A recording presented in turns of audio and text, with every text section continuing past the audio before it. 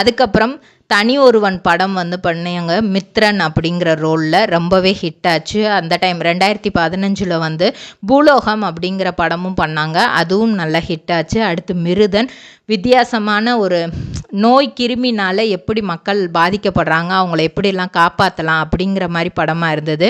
அதுவும் நல்லாவே போச்சு. ஆனால் வந்து மிருதன் 2லாம் வந்தால் யாரும் பார்க்க மாட்டாங்க அப்படிங்கிற அளவுக்கு மக்கள் மத்தியில் வந்து பேசப்பட்டுச்சு.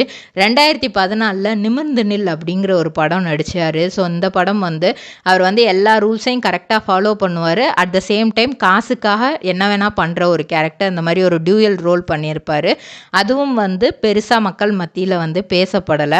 2000 ட்ரேடிங் கம்பெனி எங்களிடம் பாக்கு மட்டை தயாரிக்கும் மிஷின் கிடைக்கும். அதற்கான ரா மெட்டீரியல்ஸையும் வருடம் முழுதும் நாங்களே சப்ளை செய்து வருகிறோம். நீங்கள் செய்யும் தட்டுகளை நாங்களே எடுத்துக்கொள்கிறோம்.